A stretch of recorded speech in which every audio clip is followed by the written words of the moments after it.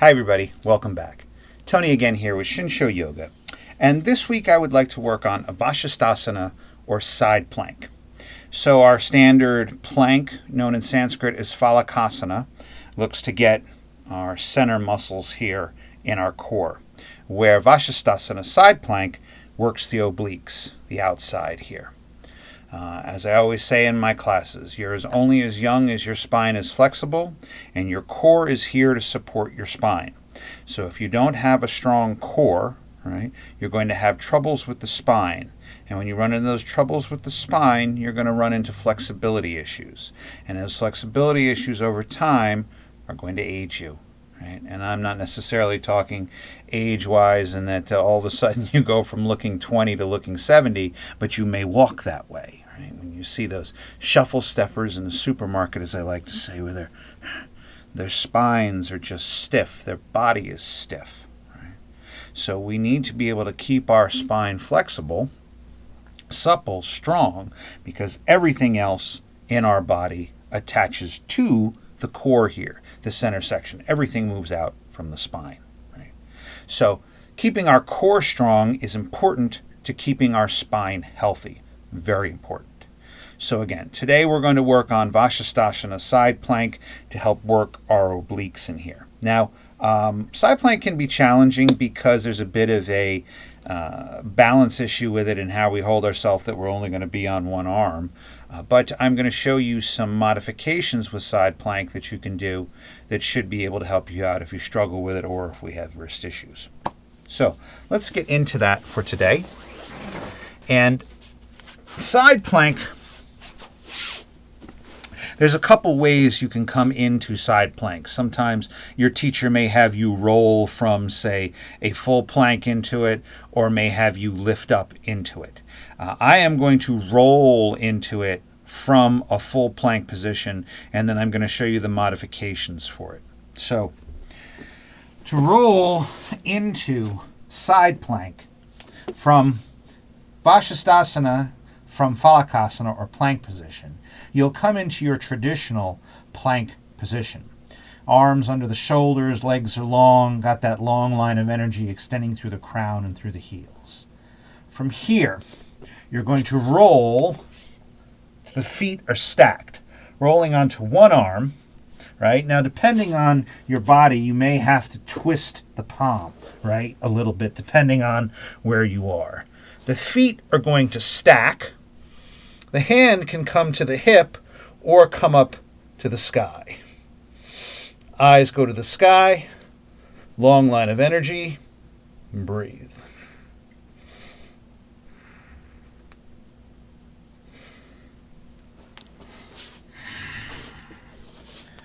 It's not easy to hold.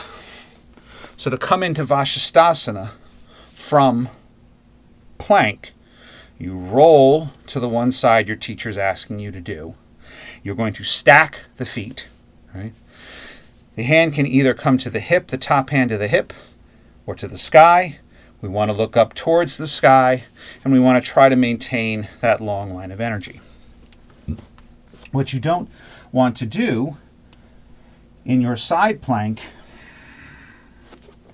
is when you roll into it, doing like, you need this long line. Hand can be here or here. Breathe. Now, if that is challenging to do, too challenging at this time, the knee can come down. Right? I'm going to rotate sides here so I get a little balance in what I do. So, if you need to, you can come from plank position again. You can drop one knee down, the side you're going to turn to. So if I'm coming onto my left side here, my left knee will come down. That right foot still stays long behind. Top arm goes to the sky.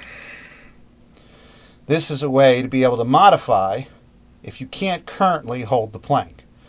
Maybe some days you can hold the plank. Maybe some days you can't hold the plank. Wherever your body is that day, honor it. The modification is okay. It doesn't mean you don't know what you're doing. It doesn't mean you can't do it. Just doing what your body allows. So, either rolling from plank, stacking the feet, arm to the sky or the hip, gazing up, long line of energy, or bringing that knee down. The top leg is still long. Again, long line of energy, arm comes to the sky. Now, if you have wrist issues or some shoulder issues, this can be difficult.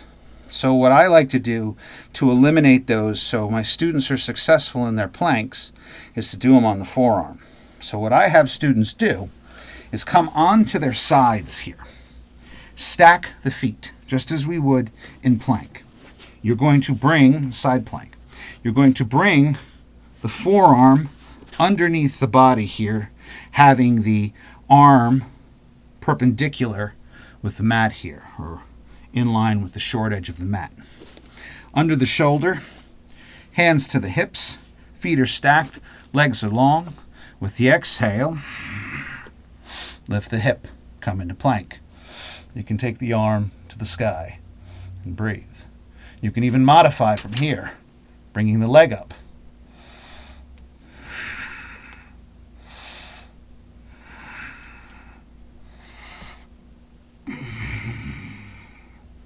That eliminates that wrist issue by coming onto the forearm. So if you're in a class, teacher wants you to come into Vasisthasana, you struggle with it, right? You want to be able to, because it's really core-wise, you're going to feel this very similar effect on that forearm.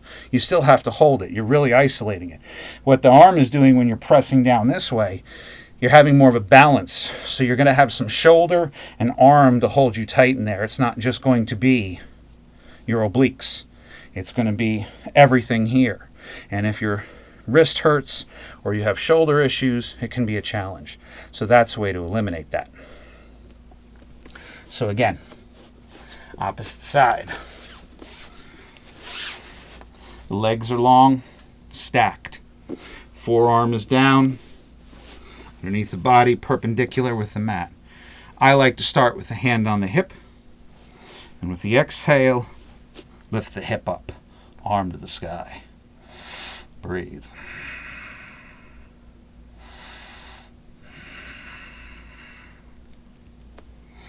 And coming back down. So, Vasisthasana, side plank. Again, working the obliques of the body. Those are the muscles that run along the side here, which give us our, partially for our love handles or muffin top that we may have. They offer stability and support. Very important for our spine. You can come into the full version, hand down, arm to the sky. If you're struggling with that, bringing the knee down, having one knee down, one leg long. If that's all still too much on the wrist or the shoulder, you can do it on a forearm. I prefer forearm because it removes all of those other issues in there. So, as with anything, just breathe and follow your breath. And as the thoughts arise, we'll acknowledge them, let them pass by, and return to the breath. If you have questions or comments, feel free to leave them below. Thanks for watching. Namaste.